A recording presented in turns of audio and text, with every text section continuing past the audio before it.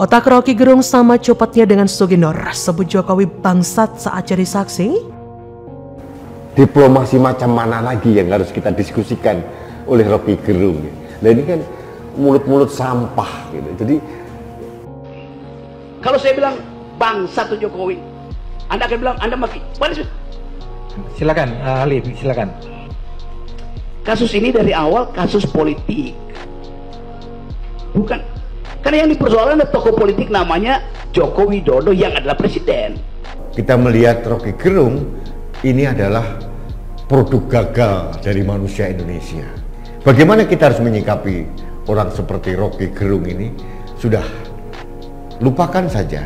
Manusia ini kan manusia yang tidak berguna. Manusia yang tidak mempunyai kontribusi sedikit pun, sebiji jarah pun kepada negeri ini. Kasus pencemaran nama baik ijazah palsu Presiden Joko Widodo oleh penceramah Suginur dan Bambang Tri masih terus berlanjut dan berbuntut panjang. Kini giliran Rocky Gerung yang memberikan pernyataan kontroversial saat diminta memberikan keterangan saksi pada kasus pencemaran nama baik tersebut.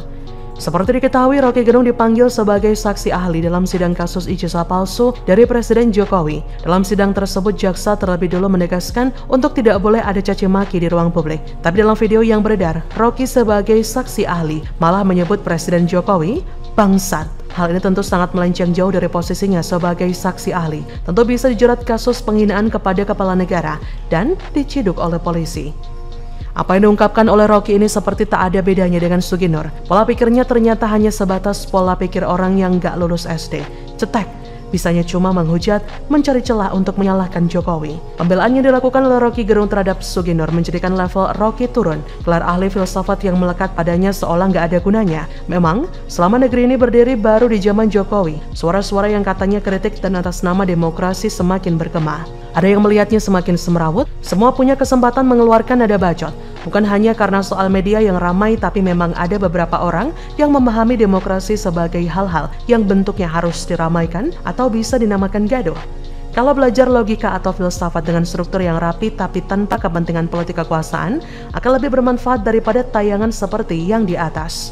Zaman kaca seperti ini memang amat berbahaya dan bisa sangat merugikan tanpa disadari. Minimal rugi waktu menyaksikan bacotan Rocky dengan segala kemahapintarannya. Selain banyak tokoh politik yang hanya mengandalkan retorika atau memanfaatkan teknik logika dan filsafat demi kepentingan pribadi atau golongannya, ada pula tokoh-tokoh agama atau yang mendadak religius, sering melontarkan kata-kata yang membangkitkan kebencian. Sebutlah Suginur, yang kabarnya belajar agama secara otodidak, sehingga bisa ceramah dengan nyaring tapi sangat memegahkan telinga, sampai-sampai jumlah ayat di dalam surah Al-Isra di markup sama dia. Sugi muncul di zaman pemerintahan Jokowi. Kehadirannya dari awal seperti sudah disetting sebagai pembenci yang ia sebut rezim. Maka dengan mudahnya melontarkan kata-kata jancuk jaran, logika akal sehat tentu melihat kejanggalan apa yang dilakukannya.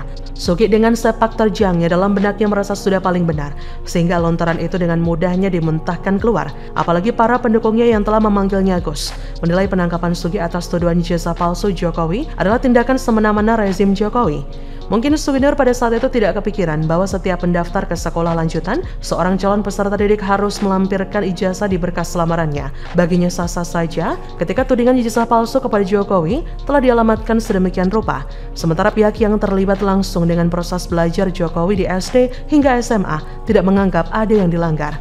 Publik mungkin baru sadar kenapa Suginur seculun itu. Ternyata karena dirinya memang tidak memiliki pengalaman seperti Jokowi yang mengharuskan melaporkan ijazahnya ke sekolah lanjutan yang akan ditempuhnya. Suginur tidak mungkin memiliki pengalaman seperti itu karena mengenyam pendidikan dasar yang dilalui oleh kebanyakan warga di tingkat sosial paling sederhana pun ia tidak lalui. Ya begitulah cara berpikirnya, sesempit alam nalarnya yang tak bisa melebar baik ke kiri atau ke kanan. Beda dengan mereka yang mengasah kepandaian di luar kelas formal. Tampaknya Sugi terlalu fokus dengan belajar secara menyimpang, misal belajar melafalkan kalimat matamu picek yang fenomenal itu, sehingga lambat laun kalimat itu menjadi merek dagang untuk dirinya. Bagaimana menurut Anda? Ngakak, Gus Nur ketakutan di persidangan, merengek minta dibebaskan. Nyalinya ciut ternyata macam bebek lumpuh. Majelis memutuskan misalkan menghentikan persidangan ini dengan membebaskan Gus Nur itu melanggar KUHP. Kalau di putusan akhir tidak melanggar, tapi kalau di tengah jalan sebelum ada tuntutan tiba-tiba majelis hakim memutuskan ya tidak bisa toh. Kita kan sama-sama sarjana hukum. Bukan pertanyaan saya bukan seperti itu. Pertanyaan saya adalah apakah itu melanggar KUHAP? Ya iya, kan tidak bisa dihentikan di tengah jalan kecuali ada eksepsi yang dikabulkan. Kalau ada eksepsi yang dikabulkan, nah itu baru tidak melanggar KUHAP. Saya ini tidak perlu dibahas lagi karena kita semua tahulah hukum acaranya, kita hormati hukum acaranya. Sekarang pernyataannya berbeda. Tadi kita lihat bahwa dia seolah-olah mau cuci tangan.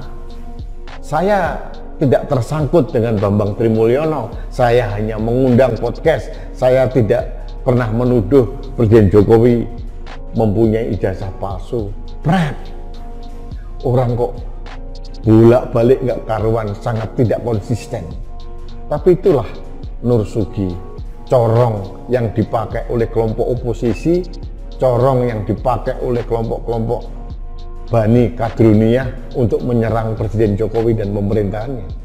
Tolong catat nggih, Bapak-bapak nggih, saya dan Bambang Tri itu beda. Saya bukan Bambang Tri bukan saya. Mau asli mau palsu ijazahnya Pak Jokowi itu domainnya Bambang Tri. Nggak ada kaitannya dengan saya itu hanya ngundang narasumber. Isi konten di luar tanggung jawab saya. Baik salahnya itu ya Mas Bambang Tri itu yang mempertanggungjawabkan. Harusnya kalau mau ditangkap Mas Bambang Tri, jangan saya. Ada momen lucu ketika terdakwa kasus pencemaran nama baik tuduhan ijazah palsu Presiden Joko Widodo, Sugi Nur, di persidangan. Dalam video yang beredar, Gus Nur meminta persidangan disudahi saja.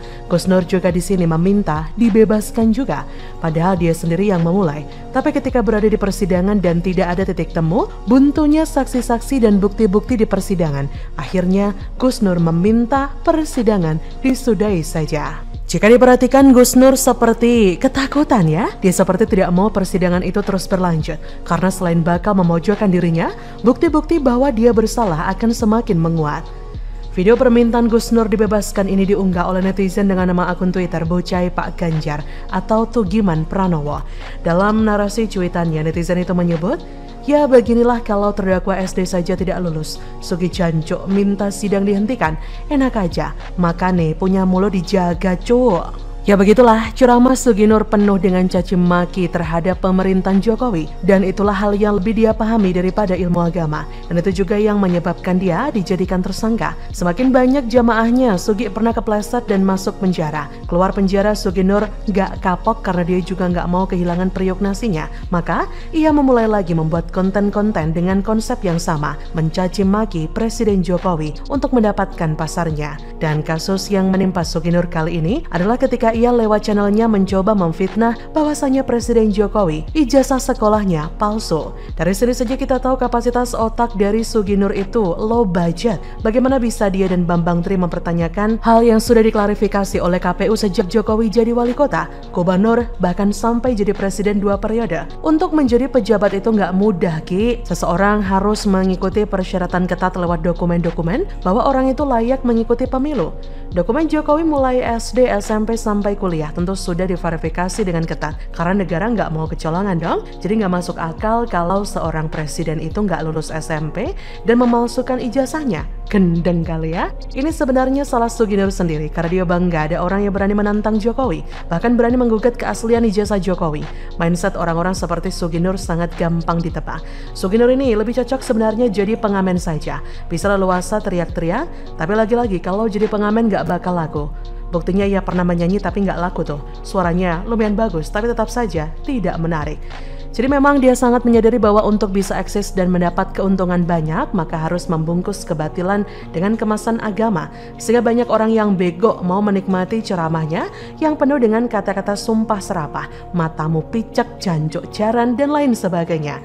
Aduh, dan sepertinya mendekam di penjara itu beneran gak enak ya. Terbukti Sugi Nur mulai cuci tangan. Biar afdol cuci tangannya pakai pipis onta aja. Maklum saja, kelakuan mereka akan mudah ditebak. Ada isu yang bisa memojokkan Jokowi, orang-orang seperti Sugi Nur ini pasti muncul dengan cepat. Tapi munafiknya ketika ia kena masalah malah ngamuk-ngamuk dan minta dibebaskan. Salut bener sama Suginur. Selain dia nggak tamat SD, ternyata pintar ngeles juga. Kalah Bambang Tri meskipun tamat SD. Saya sejak dulu menolak dipimpin orang yang bego yang sama sekali tidak menambah ilmu di otak saya. Jadi ketika melihat Suginur dulu mengaku ustadz, ya saya ketawa ngakak. Luar biasanya ternyata pengikutnya banyak bener. Jadi yang bego ini siapa ya?